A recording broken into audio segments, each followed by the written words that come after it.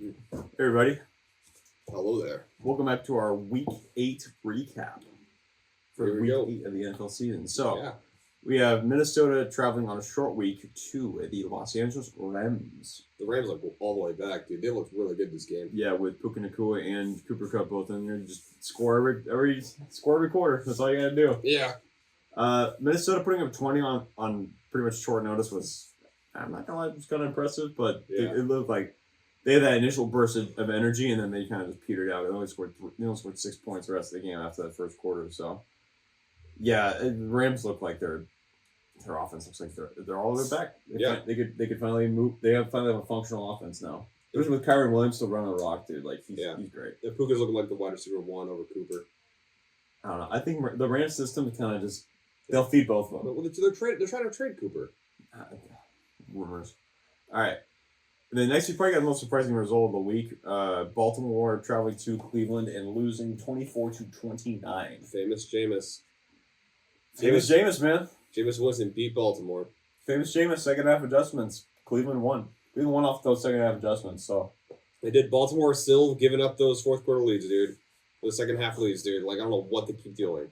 well, I think they're trying to save Derrick Henry for the stretch run.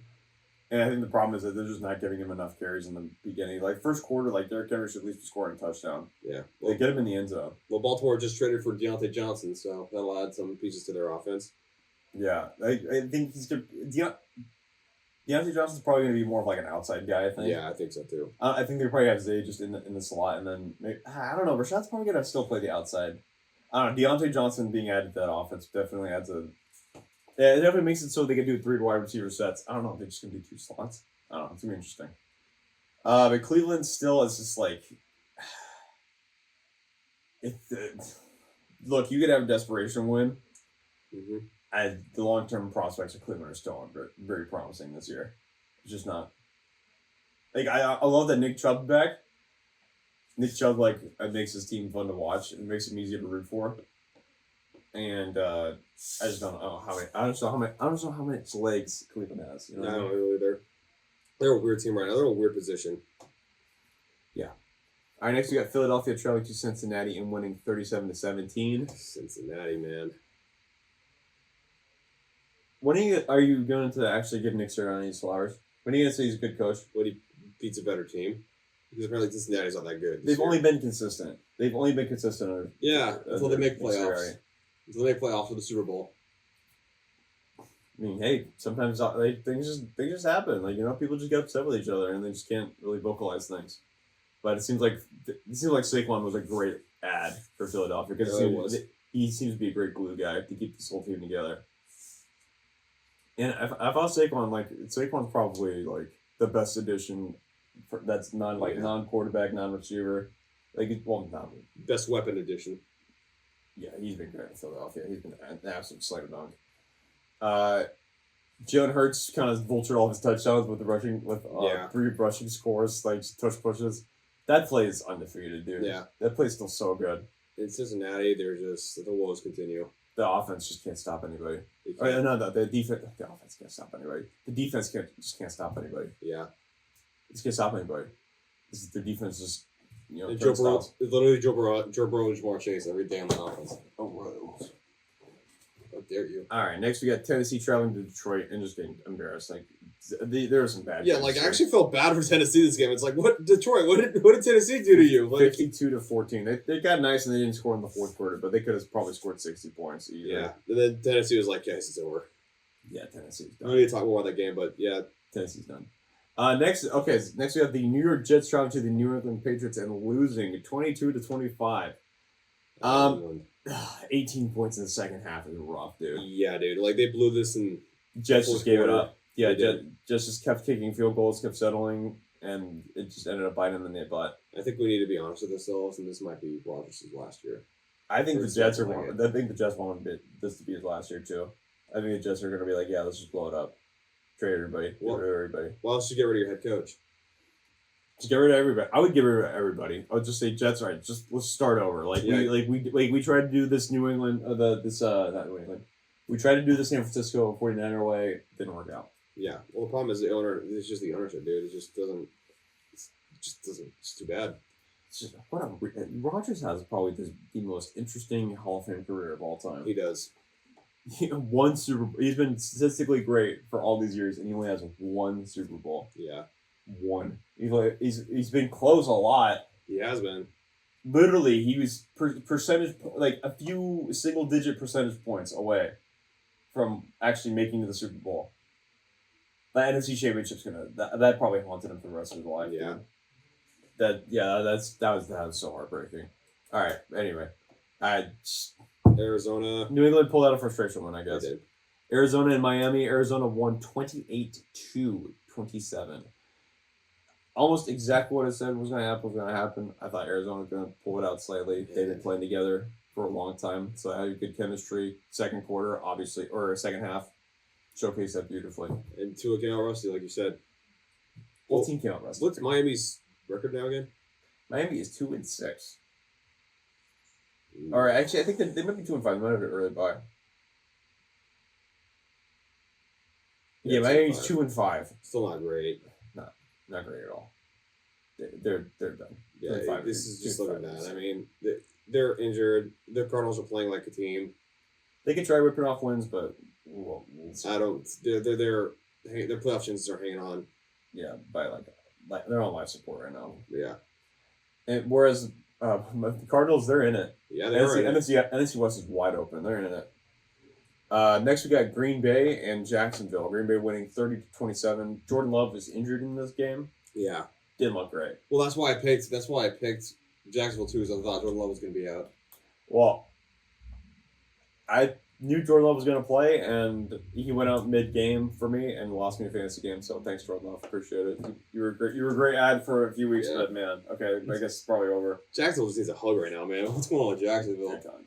They're just good. Like, they need a new head coach. They need a new owner, really. The fact that Doug Pearson has been fired is like, man, he is probably gonna be the best negotiator of all time, dude. Like, how in the world he's not gotten fired yet? Yeah. Well, and it's not like Jacksonville isn't getting blown out by good teams. They're just not winning these close games. They're just, and I think that some people's diagnosis of this was they don't play like a team. They play like a collection of talent. Yeah. Which is, it makes a lot of sense. Like, It does. like why are you not closing out games? Like, how in the world they were the 1 seed, and then they just haven't been the same ever since. They just collapsed, dude. Weird, strange days. All right, next we got Atlanta. I think, and also on the Packers, I think they'll be fine without Jordan Love. They'll be fine, yeah. Malik Willis has played well, and they might not beat Detroit, but they played well enough to beat other teams. So, Atlanta at Tampa Bay. Atlanta winning 31-26. I was right about that. I was right a lot this week. I'm not gonna lie. I was. Yeah, I pat want yourself on the back. to pat myself. I am gonna pat myself on the back a little bit. I went 14-2 this week. Yeah. Picks. And I only pick money lines, only pick winners. So, I think spreads are they're just so wishy washy with me, you know. Baker played pretty well this game, still even without Mike Evans and Godwin.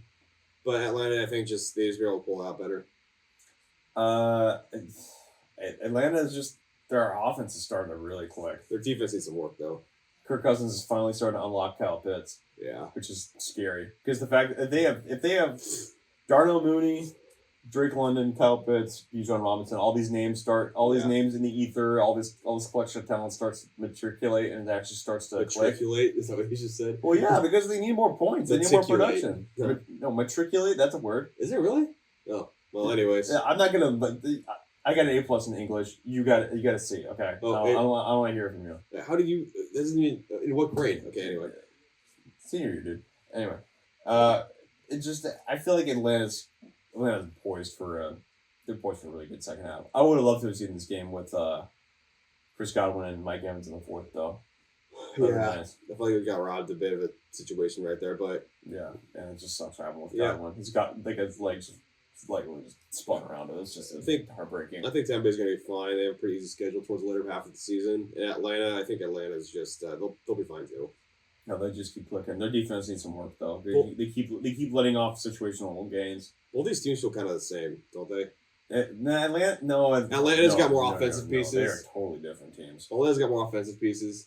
No, Tampa Bay's got a younger quarterback with older receivers that are more experienced and have championship pedigree. Yeah.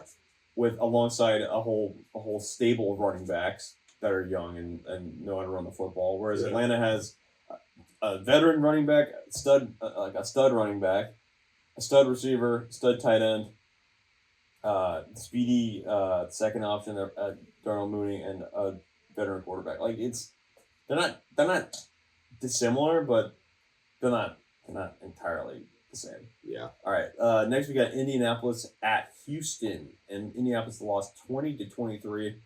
Anthony Richardson got benched after this game. That was just announced. I think yesterday. Yeah. Yeah, Indianapolis, man. Like Joe Flacco taking over this team, better chance of winning. Horrible for Anthony Richardson's development, but listen, man. Like you can't like if you're seeing stat lines, it's like 3 of 18. You can't throw the football. Yeah. You can't throw it. You can't. The problem is like we've said this on the show before. Anthony Richardson, he can chuck it. He can't really like throw it accurately like downfield. Like all right, here you go. He can't think and dunk really. He's just like. It's always. I love you stole my line, dude. Yeah. Well, no, we've been saying it. We've been saying it. Yeah, he just hucks it. Yeah, he doesn't even care if it's gonna end up in the receiver's hands or your receiver's hands. Or just nobody's hands because he just threw it very far. Yeah, he can throw it. He can throw it accurately. Like he's got it's in him. Yeah. He needs to get that coached out of him. His fundamentals need to be way better. He's just not playing with good fundamentals. He reminds me a lot of Cam Newton. Like young Cam, like sophomore year at Florida State Cam Newton, not MVP caliber Cam Newton. Yeah. He needs some time in the oven. Yeah, he does. Because he's man. Just let him sit behind Joe Flacco and understand the role. No, he needs to work with a quarterback coach, and he needs to work with He's got throwing Slayton. motion. So that's what Slayton's supposed to do. No, that's not entirely everything. You need like a specialist or something like that. Whoever fixed Josh Allen's throwing motion, Anthony Richardson needs to go to that guy. You know, would be a great coach for Anthony Richardson, Pep Hamilton, if he's available. No, he just needs to play. He needs to learn how to play better. That's the long and short of it. All right. Next, we have the Buffalo Bills trouncing the Seattle Seahawks at their place, 31-10. Yeah, Buffalo's just wagging. Seattle's floundering, and Seattle lost DK Metcalf in this matchup. I'm not liking Seattle, dude. They're looking bad. Buffalo's big. What are we kidding ourselves? Is Buffalo really good this year? I feel like it's just the same old story with Buffalo. They do like really good. They're just like, oh wow, look how great they are. And then they get the playoffs, they lose the second or third, or in the AFC Championship game, we're like, oh yeah, this was just they're always gonna lose to the Chiefs, or they were always gonna lose to the Bengals. Like it just feels like they're the same team still. I think Buffalo's really good. I think they're good, but I actually disagree. I think it actually plays into their advantage because they don't have that one guy that they're supposed to key on into. I think that actually makes their offense a lot more dangerous. Mm. And I think, okay, so it's like, oh, James Cook. Oh, is it Ray Davis? Is it, Shakir? Is it Keon Coleman? Is it Shakir? Is it Dalton Kincaid? Is it Knox? Like Josh Allen has options now. Like, he doesn't just have to lock in on Stephon Diggs because Stephon Diggs wants to cry on the sidelines. He's not getting the ball enough. Mm-hmm. It's that makes this offense better. As much as people want to say that Stephon Diggs is a great player, and don't get me wrong, he's great, but eventually you have to make the right decision. You can't just always force feed a guy that keeps dropping up like a 70-yard pass. Mm-hmm. Like eventually, you actually need to complete some passes. So, I think I disagree. I think Buffalo isn't a paper tiger. I think they're a good team, and they have a good. And Joe Brady's calling great plays. So he is. Next, we got the New Orleans Saints traveling to the Los Angeles Chargers. Vlad McConkey, breakout game. Big game, Vlad. 116 yards and 2 Something touchdowns. Herbert they're finally throwing with Herbert more. But they realize the run game. They've kind of banned the run game for this game for a little bit. New Orleans is a good rush defense, so I'm not surprised by that. Yeah, but I didn't realize they're going to get that much of a lead on them. Yeah, their defense just suffocated New Orleans, though. Yeah, but look, they didn't even let New Orleans even score. They scored field goals. They had a safety. Yeah. That's a weird score. Yeah, that's a weird way to get an 8. Yeah, New Orleans is just too injured to compete in this game. Yeah, they're just broken, and the Chargers are looking better. All right, next we got the Kansas City Chiefs versus the Las Vegas Raiders. I'm kind of shocked this game was close, but I knew Vegas was always going to lose this game. Yeah, as much as Kansas City wanted to give this game away, like they just didn't. And then we knew it too. It's like, okay, like as much as they want to give the game away, the football gods just won't let them. Yeah. People are like, oh, the refs, oh, this. I was like, okay, the Kansas City Chiefs get really lucky, dude. They get lucky. It's not even just luck. Like, they're just a better team. Las Vegas has no. Yeah. I feel like Antonio Pierce is not a very good leader of men, is he? I think, he went from substitute teacher to head teacher, and I was like, all right, bro. Like you're not the fun guy anymore. Everybody doesn't want to listen to you now. It's so funny because like the Raiders players vouched for him. That's the reason they didn't go after Harbaugh. Mark Davis was a fool. Yeah, Mark Davis was a fool. Again. Oh, my players vouched for him. I don't care what my players think. Right? Well, do you guys want to win games? Yeah, like Antonio Pierce could be a really great head coach someday. Clearly, he's not a great head coach right now. Yeah, but like you have to just look at it as is. But his record says who he is. Telesco, he hired Telesco to be GM, and Telesco is never going to bring in Harbaugh. Yeah, Telesco's an idiot. Harbaugh wants full control of the team. He does not want to lever it off to somebody else. Well, the fact that I don't know why they didn't bring in Harbaugh. That seems like a very foolish thing that they did. This team's like I already know the Vegas Raiders are going to lose most of the games because they have no culture. Their coach kind of sucks. Devontae's gone. They have no quarterback. They got nothing. I'm kind of surprised, but the Chiefs are playing like ass right now. But even they at least have structure, and that's why they won. Vegas tries hard though. I will say this: if you could say anything about Vegas, they do have effort, and Antonio Pierce can bring out effort. It's just they just can't call a competent scheme every. They can't outcoach Andy Reid when it's situational. Because look, they just scored a point in the third quarter, and in the fourth quarter they won the game. And also, like the defense, pretty much again Spagnuolo, dude. Like again, the reason why Kansas City keeps getting bailed out is because their defense bails them out. Yeah, because Spagnuolo just dials up some freaking magic play that gets him a turnover or something like that. Yeah, but Kansas City is just. Kansas City money line is just going to keep feeding families apparently. All right, next we got the Carolina Panthers at the Denver Broncos. I mean, I said it earlier. Carolina. I said it in the pregame to this. I said it. Yeah. Wow, you beat the worst team in the NFL. Congratulations. It's nice to be right. That's all I'm gonna say. It's nice to be right. Wow, well, congratulations. All right, the next game I didn't think I was gonna be right. Just skip right over like it's the card. 28-14. Yeah, Denver absolutely. Easy win. This game is over in the second quarter. Yeah. This game, however, this next one. Next we had Chicago at Washington. It didn't seem like it was a great matchup. 9-0 going into halftime, and then all of a sudden the second half got really good. Especially the final play of the game. Really good football. And yeah, the final play of the game was absolutely nuts. Jaden Daniels threw a Hail Mary, obviously, to win this game.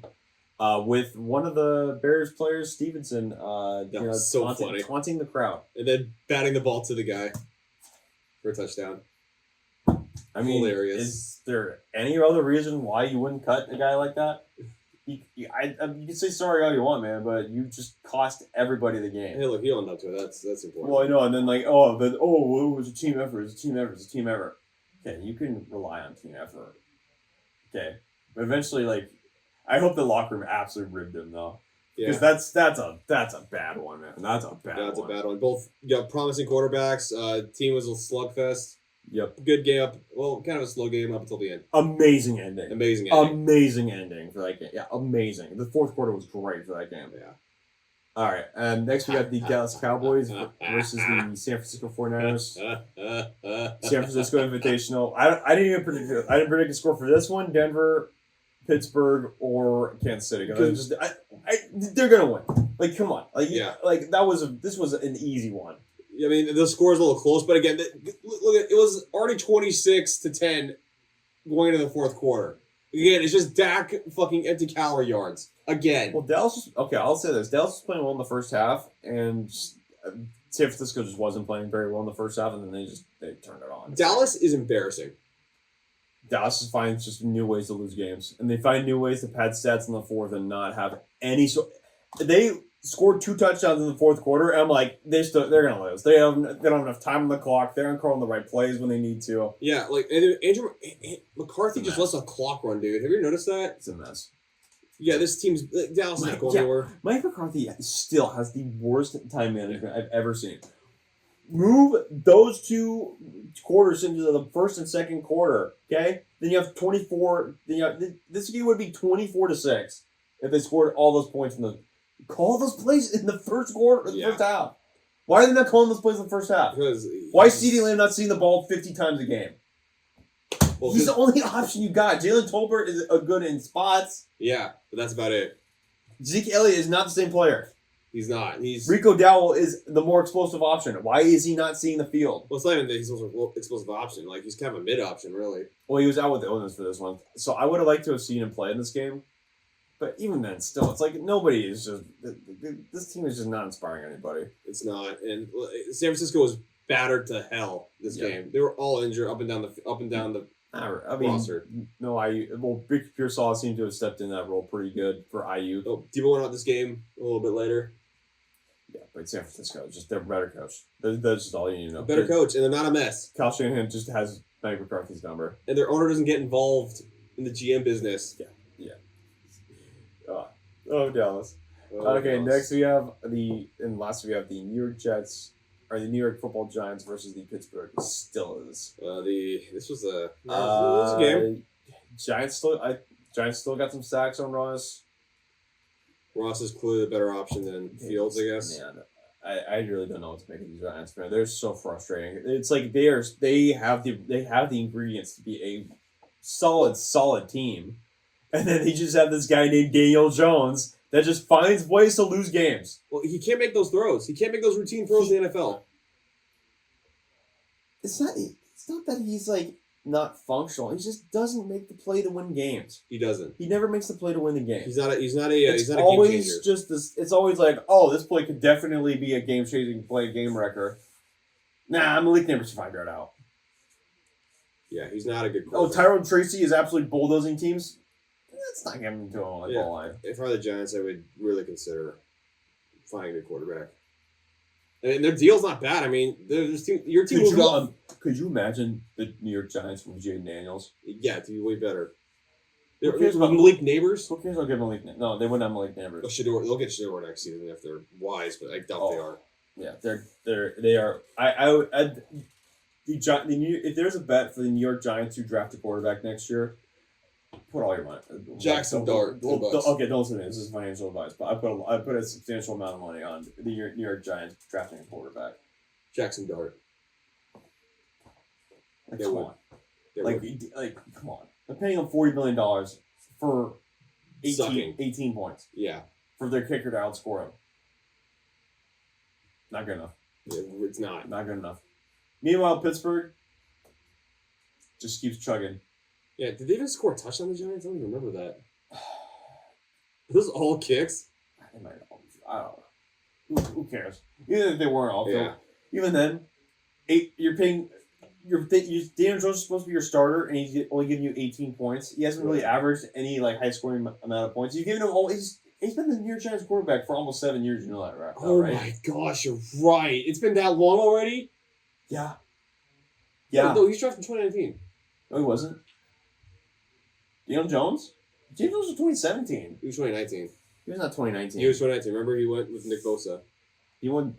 Daniel Jones. Daniel Jones 2019. Yeah, so you're not. Well, he's like 5 years really.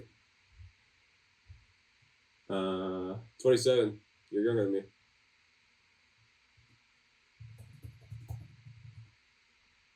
Oh, you're right. He was drafted in 2019. My bad. Yeah, 6th overall. Wow.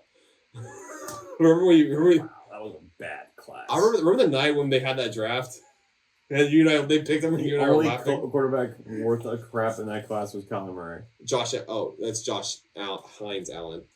But yeah, that was not a good draft class. And I remember when they made that pick in that draft, you literally laughed at it. Like, the Giants select Daniel Jones, and you're like, what? Nobody had him in the top 10. Nobody had him in the first round. Yeah, that's what I was so Everybody had him in shocked the by. second. You're like, why did you pick him now? We want to that was a reaction to the 2017 class where everybody had a second round grade on Patrick Mahomes and Deshaun Watson, and they ended up being the best quarterbacks of that class by far. I thought they could do the same thing, but it didn't work out at all.